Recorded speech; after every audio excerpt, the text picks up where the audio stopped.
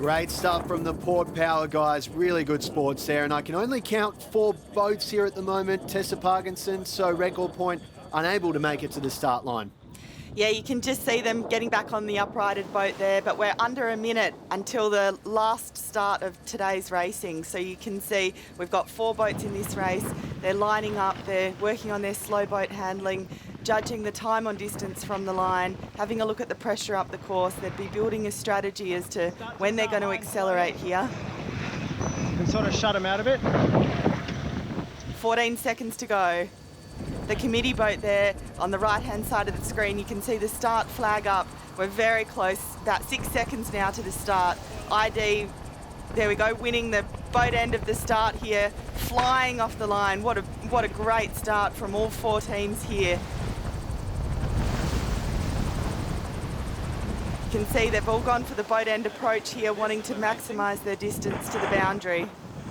Yeah, so awesome start here by all the teams, really getting that slingshot nailed and trying to hit the line at full speed and not be a single centimetre over. It's extremely difficult to calibrate. These boats accelerate so fast, it's so hard to gauge how quick it's actually going to take off underneath you. ID intranet rolling here over Euroflex. Start the attack. A super tight battle here. ID just getting over the top of Euroflex and giving them some bad air. This is a great opportunity for them to get legs out up the first beat and really lead this race. Dead right there, Jimmy. Paul Campbell-James, obviously with a couple of lessons from the Port Adelaide Power fans and players, and he's putting on a show at the front at the moment. Yeah, look, they got the boat going really nicely here and on board with pavement there. You can see Cleanmate just coming over the top. Really tight there, and Cleanmate's going to try and do the same thing as CJ and get the bow down over pavement and really disturb their air.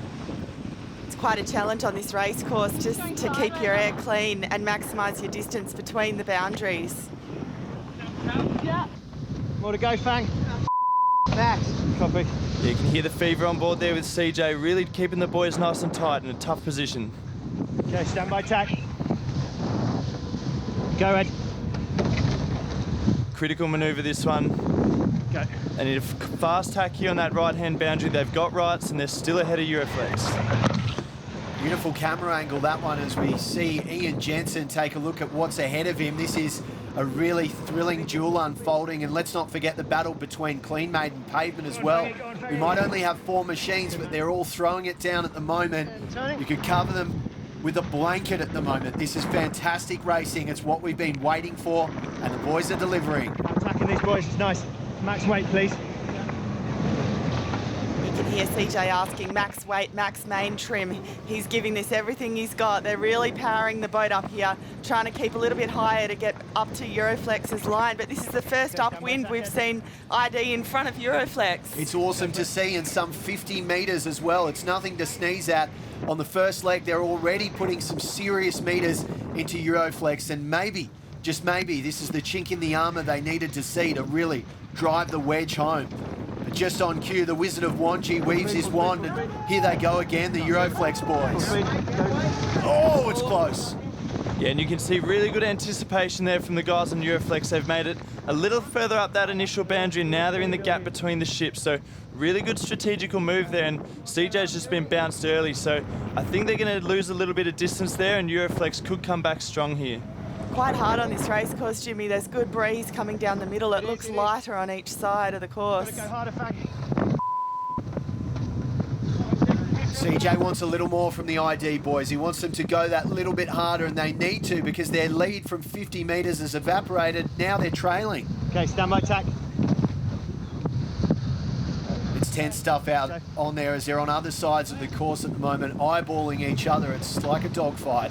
So here Euroflex has taken a good chunk of distance, just maximising that left-hand boundary, and CJ's still got rights here, but it looks like Euroflex might cross in front. Such a close cross before. I wonder if we'll see that kind of proximity again as ID jumps on her foils like a pterodactyl. So difficult there. You can see the slightest mistake and these Euroflex guys are going to take full advantage, make you pay the full price. You can see on board knowing which mode to sail. We've got 3 different modes on the Upwind. Your VMG is your velocity made good, so that's the fastest angle you can sail, covering the shortest distance around the course, upwind to the top mark. A high mode is a closer angle to the top mark, but a slower boat speed. And then a speed groove is your bow down, maximising boat speed, covering a bit more distance. So you can see the teams transitioning between high, low and VMG mode to minimise their manoeuvres across this narrow racetrack. Go, go, go, go, go. Yeah, it's really important for your overall strategy, planning this beat from a long way down. Anyone see him? Okay, we're easy. All good. Anyone see him? CJ, we can see them. They're right in front of you. You're coming in hot. Open your eyes, son. Nick, you hop on board one of these going 25 knots with filled-in sails, and we'll be asking each other, where are we? Oh, well, I know right where we are, Tess. We've got the best seat in the house, and there's more action to come. We're going to find out if ID can get over the top of Euroflex.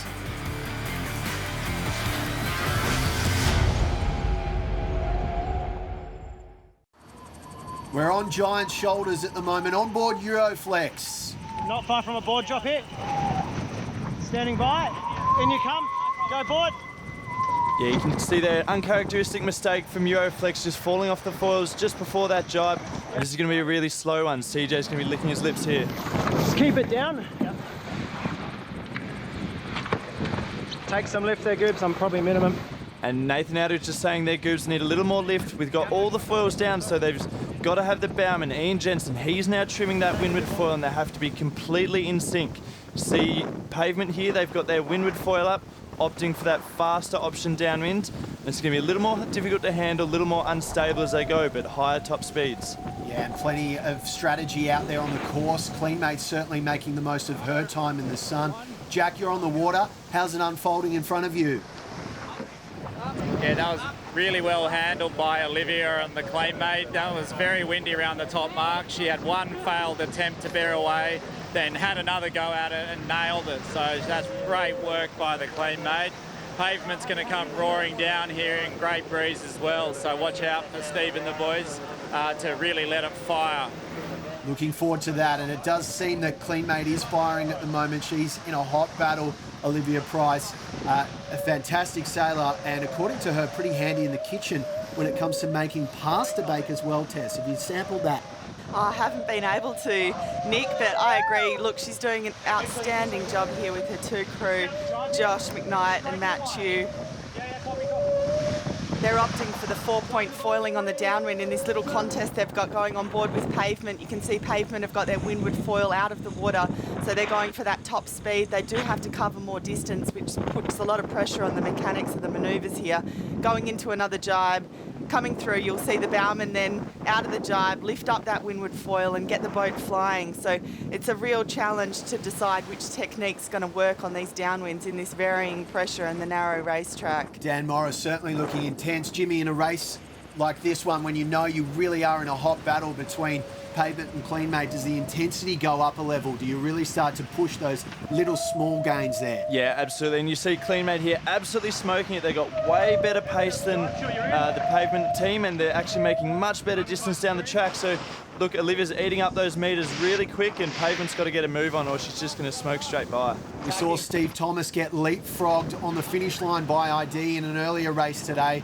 I think Steve Thomas will be having a few wobbly moments on that tiller right now, Tess. Yeah, look, these boats need some runway to speed build and really get flying. And this narrow racetrack, I think the 4-point foiling is almost a more conservative option. It means you can cover more distance and you don't have to do as many manoeuvres and speed build. So close contest here, and we can see that 4-point foiling off Cleanmate, that cleaner lower angle is working for them here as they've got nice stable flight through the water.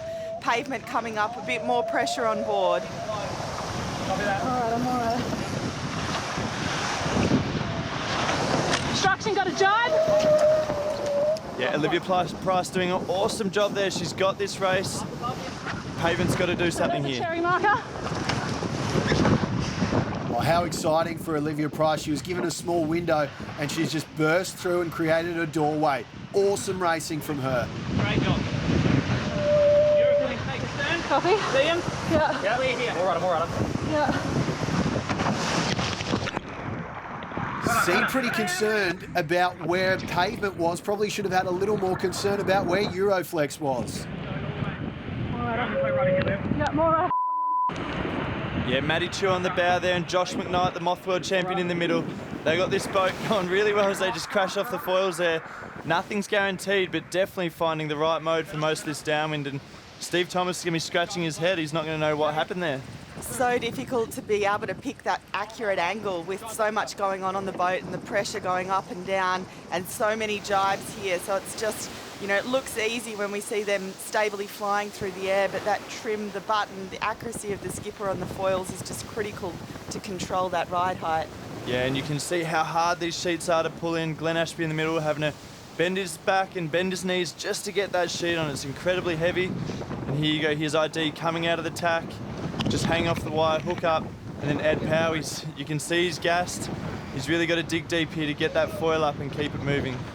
The teams that are three-point foiling on the downwind is putting a lot more pressure on the physicality of the bowman's role. Yeah, absolutely. As soon as you go to those three boards, you've suddenly got to just create a whole lot more work for yourself. Every tack, every jibe, you have to be pulling those boards up. So it does make it more difficult, but it's definitely a trade-off, and they're going to do whatever it takes to get the boat around the course as fast as possible. Two close races for ID already today, perhaps starting to take their toll. At one stage, they led this race by 50 metres. Now they trail our front runner by nearly 500. Things can happen so quickly on these superfoilers, even when they're travelling at 17 plus knots. Yeah, the acceleration and deceleration is just huge on these boats. So little lull here, out of the tack. Whoa, Nick, we've lost. Yep, someone's fallen out overboard in that tack there. Well, that's a surefire way to lose some speed.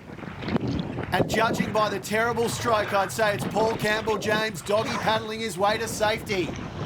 Are they going to slow down here? Surely they must. Look, we can see there the universal joint, so the tiller extensions come away from the rudder arm. And Nick, I think we'll see our jet ski rescuers who are out on the water come quickly and pick him up there, but the boys have got that tiller extension back reattached.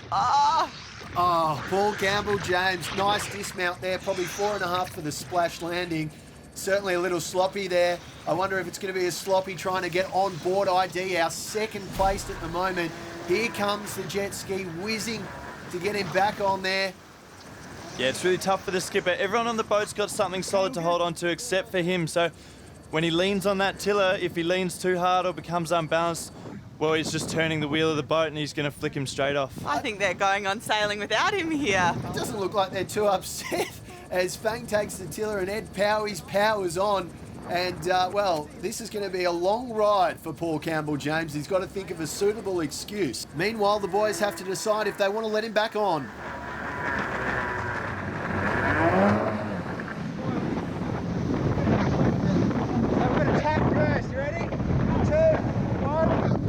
And I guess you can sail these superfoilers with only 2 people on board, but certainly a lot easier with 3. This is going to be interesting to see if CJ can get back on in one go. I imagine, Jimmy, this isn't something you train for, getting back on at speed. No, it's definitely not something you've trained for. And look, CJ will be stoked to be back on that ski because we've been geeing him up about the sharks in South Australia for a while now. See, they're not easy boats to slow down.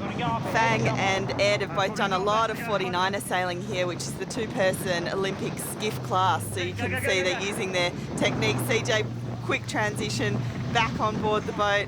These guys will be able to continue racing. With the rules, the jet ski can pick anyone up when they fall in the water. They're allowed to hop back on the boat and continue racing. So they're all good now, pretty sorted, pretty minimal damage considering someone was overboard. I'm amazed they gave it back to them as we see Euroflex there giving it to everyone behind them on their final leg, closing in on another race win here. They are putting it on and sending it high.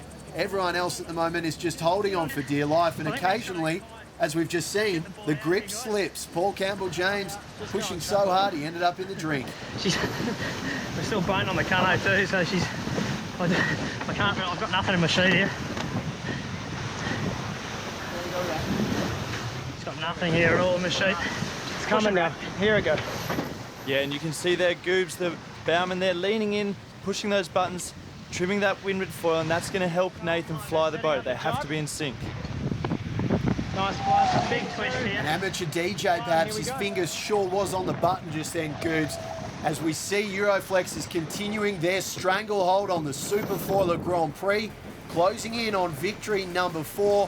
Everyone else will be battling it out for 2nd, 3rd and 4th, and we'll find out if ID's little incident is going to cost them a podium spot.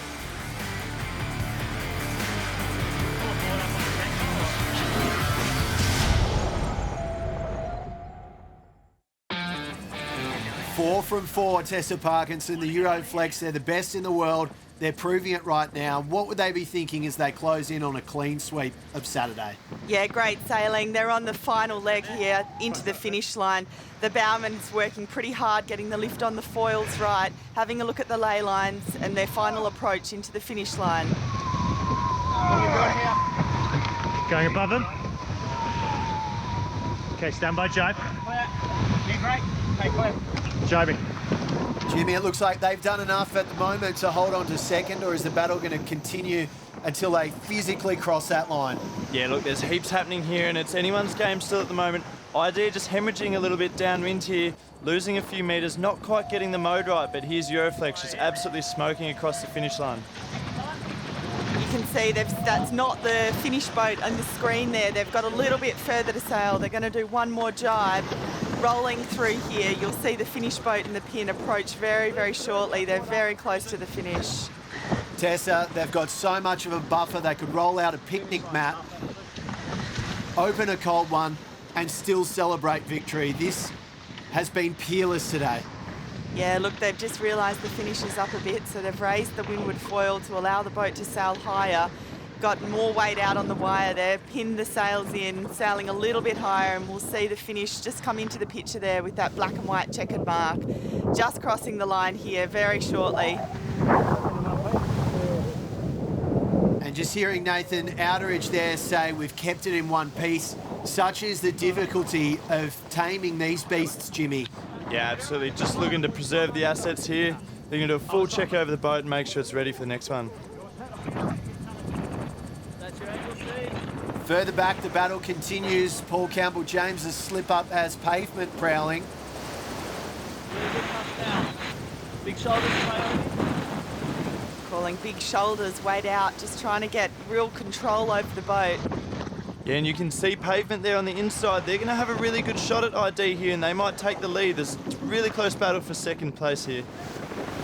This is so difficult for all teams. I mean, this is their 4th race so far in the series. They've had very limited training time. I think they're all learning the right skills and techniques in the boat, James, and we're only going to see better sailing race after race here. Yeah, absolutely, and this is absolutely top-end conditions. Make no mistake about that. We've seen one capsize today from Record Point.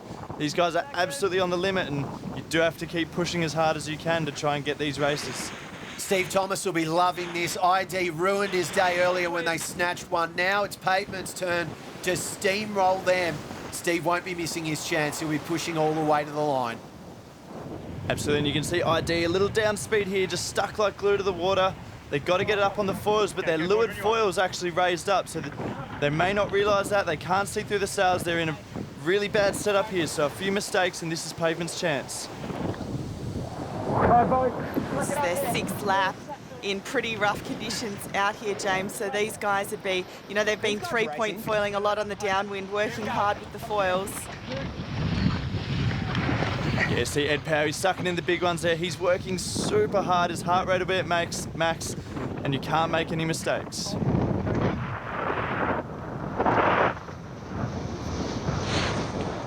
So critical that the communication's nice and precise when everyone's under the pump physically.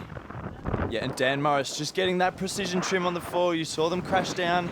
Very easy to get unbalanced and do those wheelies. So James, when these boats jibe, what has the bowman got to do with the foils? What limits him being able to move through the boat? Yeah, so he's got a really tough job. Sometimes he's going to want to put some trim on the foil, but he's got to move his body weight across. So it's a lot of synchronisation that's required. Good to see Record Point disappearing off screen there upright. They're not in the race, but they are in one piece as Paul Campbell-James leaves the door ajar a little bit further with that splash down. Yeah, a lot of water over the boat there. There you can hear it. They got to go. They got to jibe. They got to get this boat over the finish line. They're really close now. And Fang Warren getting out on the wire early there. Ed working hard with the foils. Looks like trying a different technique, possibly with CJ and Fang out on the wire. Yeah, you can see only 200 metres in it to Pavement here behind, who are chasing him down. This race isn't quite over yet. Very, very hard boats from a strategy perspective to be able to protect your position with, you know, the difference in boat speed and different angles and a lot of splits we're seeing out on the course. Yeah, often at times like these, you just need to let the boat settle and let it sail. Go a long way from each manoeuvre to the next, and here you can see they're just rushing it. The more you do, sometimes like quicksand, you just sink deeper, so they just need to settle, relax, otherwise Pavement's going to be right up next to them here. That's got to be fatigue for Paul Campbell, James and company, as we see the moment there. They're all on the dance floor and the music stopped and no one's got a seat at the moment. Do you think, James, we were talking before about the bowman waiting to induce lift into the foil before running to the other side? Really close to the finish line here. You can see the black and white checkered mark come into the screen and they've held on to second place on the downwind. That's an incredible tale. That is one for the regatta. I mean, amazing to think they could have been racing with 2 personnel and somehow they still managed to hold on to second position. ID will be telling that tall tale for a very long time to come. Yeah, solid day of results from ID. Pavement getting pretty close to the finish line here as well. Sending it on the downwind. Looks like they've got a bit of flow going now. Yeah, look, these guys have got really good wheels downwind. They've got great pace and definitely got a little edge on CJ on ID there on these downwind legs. And they've crossed the line as well. A good day's showing from Pavement. The boys will be happy with that. Yep, that's good there. 2.5. Tiny bit of jib on. Okay, go in further. And they're still just doing a little bit of training here, using every minute they can to just dial in these boats and figure out the settings. And here comes Clean Made. Olivia Price, she sure looked quick today and she's been banging down the door of Pavement on this race. Had a little battle, got ahead, poked a few times, got her nose in front, but finishes our final race of Saturday's session in 4th. Absolutely, and as we said before, it's really top-end conditions, incredibly tough out there right now. You can't underestimate how much of a handful these boats are in these conditions. And you can't underestimate how much it means to these sailors as well, seeing Olivia Price, Josh McKnight share some skin, bit of a high five. What a great feeling that must be, Tessa Parkinson, to complete a clean sweep of races there. 3 finishes, great stuff from them. Yeah, great start to the SuperFoiler Grand Prix. They finished 3 two-lap races today in pretty testing conditions. That building sea breeze just got windier and windier. You know, these sailors have done 6 laps, lots of tacks, lots of jibes, top mark bearaways, bottom mark roundings with limited time in the boat. I think awesome result, and I'm excited to see racing tomorrow. I can't wait. Let's remind ourselves how it all unfolded for our final race. Race 4, Euroflex again on top. Nathan Outeridge doing what he does best, leading from the front. ID, astounding effort from Paul Campbell James, considering for a large part of that race he was in the water. Pavement as well, finishing in 3rd, and well for Clean Made. Olivia Price continuing to dazzle here on Adelaide's outer harbour. Faultless, and Jack managed to catch up with the man afraid of sharks. CJ, nice work today, lads. What happened? Tell me the truth. Did Fang kick you off the boat or did you just fall off? Yeah, I was giving him a bit too much abuse, so I just got a little elbow and out the back. No, we just came out of tack and accelerated a bit faster than I was used to. And I was standing a bit far back and just kind of couldn't take a step backwards and tripped backwards over the tiller bar. And there I was having a little dip. But the boys did pretty well without me, you know. They actually got foiling probably better without me on board. So we might use that in the future, just me like plop off the back and leave them to it. Did you see any fins while you're in the water? Well, I was certainly worried about a few fins, I'm not going to lie. My first thought was get back on the boat. My second thought was they have great whites around here. Well, to get away from great whites, you're going to have to do more than breaststroke, mate. Good luck tomorrow. Good luck tomorrow. Well done, guys. Yeah, thanks, mate. Good to see Jack McCartney giving CJ a pizzling for his swimming technique there. Well deserved. And it was really well deserved for our winning SuperFoiler today. The Euroflex guys, absolutely masterful stuff there. So, Nath, a clean sweep today. What were you doing right? I think we were just doing the little things right. It was a pretty tough course, you know, really narrow. And in that first race, we finally worked out how to jibe nicely, and I think all our gains were on the downwind. So, you know, very happy with that and hoping we can do more again tomorrow. So any sketchy moments today, Nath? No, we managed to keep most of it under control. There was one moment we had a full-speed bear away and Glennie was yipping and yahooing off the back, but, you know, we were just trying to get it around safely, but I'm sure tomorrow there's going to be plenty of sketchy moments. What was your top speed, do you reckon? I reckon we would have been, you know, high 20s, maybe just clicked over 30 at times, but, you know, those boundaries come on you pretty quickly, so you don't really want to go too fast on this race course. Good luck for tomorrow, mate. Yeah, thanks very much. Cheers, guys. Well, we can't wait for tomorrow. After 4 races, we've been delighted with the display from Euroflex. They're on a clean sweep of 24 points. ID surviving a scare, they're on 19. And just 2 points behind it's Steve Thomas aboard Pavement. Clean made another great showing from them. They're on 12. They'll be eyeing off a podium as we look towards double points for our Sunday session tomorrow. On behalf of the entire commentary team, Tessa, Jimmy, Jack and myself, looking forward to double points and a few more yippies and yahoos tomorrow.